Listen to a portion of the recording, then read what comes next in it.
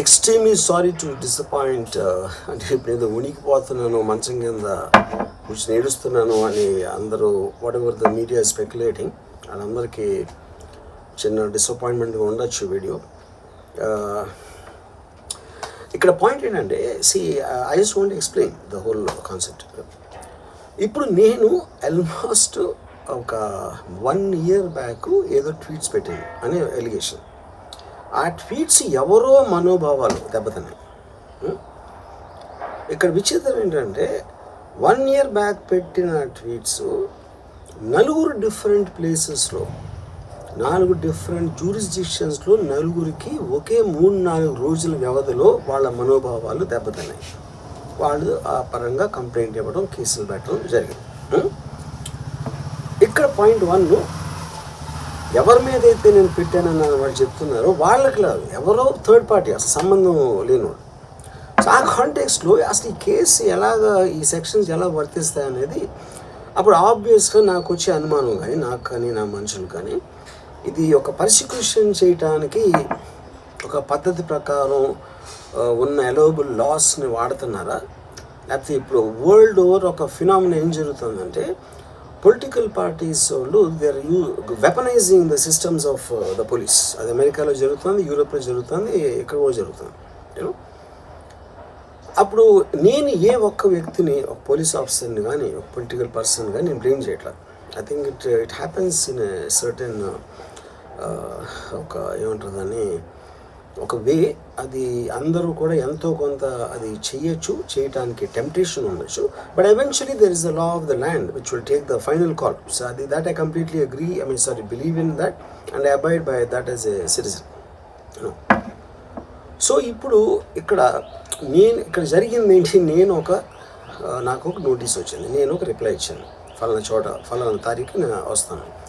అప్పటికి నాకు జరుగుతున్న పని ఒక ఆన్గోయింగ్ స్కెడ్యూల్ ఉంది కాబట్టి, నాకు ఫిల్మ్ వర్క్ ఉంది కాబట్టి అవ్వలేదు. అండ్ ఇట్ ఈస్ వేరే ప్రొడ్యూసర్కి చేస్తాను, ఆ ప్రొడ్యూసర్కి నష్టం వస్తుంది కాబట్టి నేను మళ్ళీ టైం అడిగాను.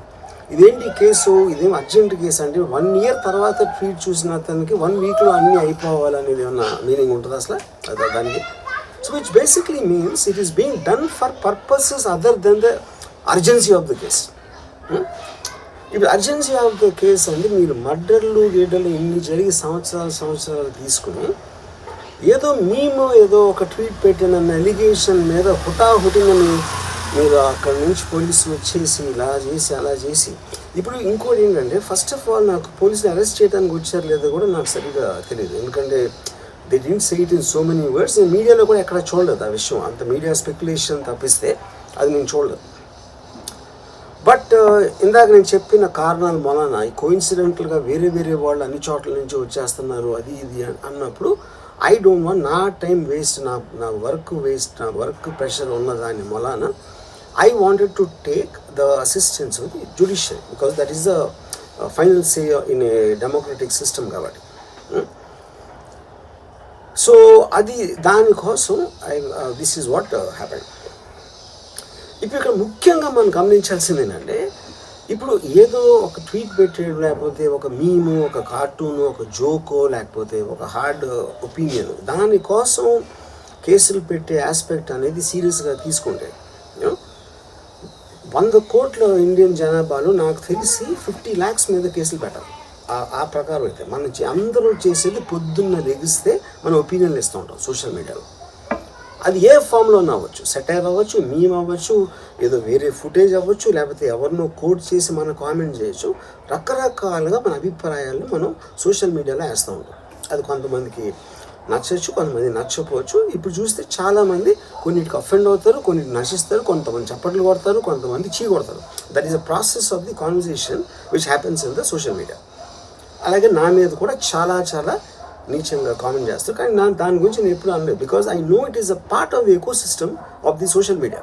అది లేకపోతే సోషల్ మీడియాకి మీనింగ్ లేదు. ఫస్ట్ ఆఫ్ ఆల్ మీనింగ్ ఉండాలి అని మనం ఒకవేళ అనుకుంటే అప్పుడు దానికి పాలసీ చేయాలి.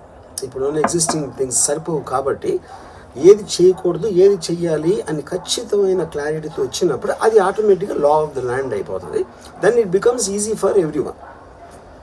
కానీ అది చేయటానికి ఫ్రీడమ్ ఆఫ్ స్పీచ్ కట్టేల్ చేయాలా, ఎక్స్ప్రెషన్ కట్టేల్ చేయాలా అనేది of course the experts have to decide and realise దాని మీద ఎలాంటి రామిఫికేషన్స్, ఇప్పుడు దాని పేరు మీద చెప్పి ఫ్రీడమ్ ఆఫ్ ఎక్స్ప్రెషన్ కర్టైల్ చేస్తే that might have many more consequences which could be more dangerous than what they think it is now. So again I want to say, నేను ఎవరిని బ్లేమ్ చేయట్లేదు. ఇప్పుడు ఒక పర్టికులర్ పర్సన్ హైపోథెటికల్గా ఉన్నాను అనుకున్నాం, నా మీద ఒక చేసి నన్ను హెరాస్ చేయడానికి ఒపీనియన్ పవర్లో ఉన్న అతను చేస్తున్నాడు అనుకున్నాం. అంటే తప్పేంటి? ఇప్పుడు హెరాస్ చేసే పవర్ లేకపోతే పవర్లో రావడానికి ఎందుకు అసలు ఏదైనా చేయటానికి? So like wise social media అనే మాధ్యమం నా దగ్గర ఉంది కాబట్టి, నాకు ఎన్నో కొన్ని ఫాలోవర్స్ ఉన్నారు కాబట్టి వాళ్ళకి రీచ్ అవ్వడానికి నేను చేస్తాను, అలాగే వాళ్ళు చేస్తారు. కానీ నన్ను కానీ తన్ను కానీ అందరినీ ఫైనల్గా జడ్జ్ చేసేది judiciary. That is the whole point. మీకున్న ఒక నాన్ క్లారిటీ ప్రాసెస్లో వాట్ ఈజ్ టూ మచ్ అనేది ఎవరు చెప్తారు, ఎప్పుడు చెప్తారు, ఎలా చెప్తారో అది ఎక్కడ రాసి ఉంది. ఆ క్లారిటీ అది లేనప్పుడు ఆటోమేటిక్గా this will keep on happening, you know. So I కేసెడ్ ఇందాక ఒక మొత్తం social media almost 90% of them they will be liable for cases to be put. ఏంటంటే పొద్దున్న లేస్తే అందరూ చేసేది అదే, ఎవరో ఒకరిని తిట్టడం, ఎవరో ఒకరిని ఇది చేయడం, ఎవరో ఒకరి మీద ఒపీనియన్ ఇవ్వడం, ఎవరో ఒకళ్ళ పర్సనల్ లైఫ్లోకి వెళ్ళిపోవడం. అది తప్పిస్తే సోషల్ మీడియాలో ఇంకేం చేస్తారు అసలు? సో ఇప్పుడు వాళ్ళందరి మీద పెట్టాలి అంటే అక్కడికి ఎలా అంత ఉంటుంది?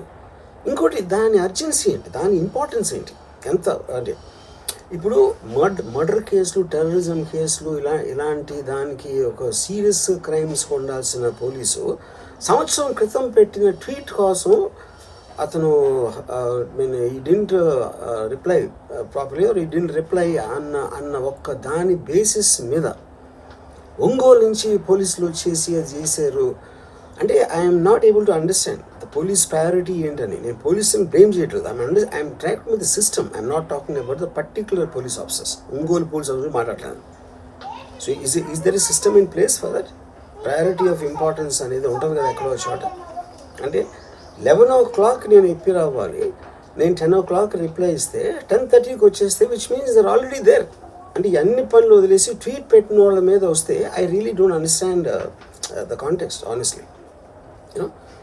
అందుకని ఇప్పుడు ఇది నాది క్వశ్చన్ కాదు. రామ్ గోపాలనో ఒకడు ఎవడో ఉన్నాడు ఆ ట్వీట్ పెట్టాడు, ఇంకోటి ఎవడో సబ్బారావు పెట్టాడు, అప్పారావు పెట్టాడు.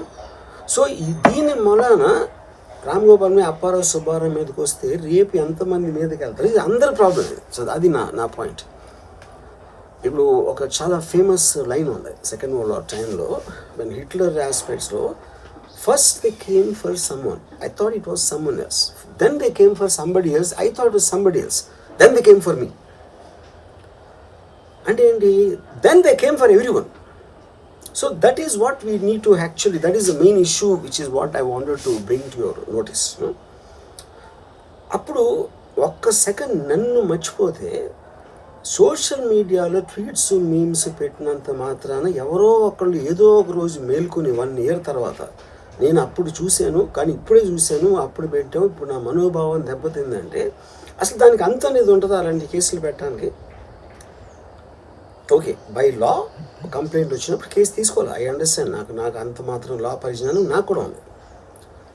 కానీ అది మీరు సీరియస్గా తీసుకుంటే, ఒక యూనిఫామ్ డిస్పారిటీ లేకుండా, డిస్క్రిమినేషన్ లేకుండా మీరు అందరినీ సీరియస్గా తీసుకుంటే అంటే మొత్తం సోషల్ మీడియా మొత్తం జైల్లో ఉంటుంది, అట్లీస్ట్ 80 to 90%. ఎందుకంటే సోషల్ మీడియాకి వచ్చేదే దానికోసం, ఎవరైనా సరే వచ్చేది ఫైనల్గా.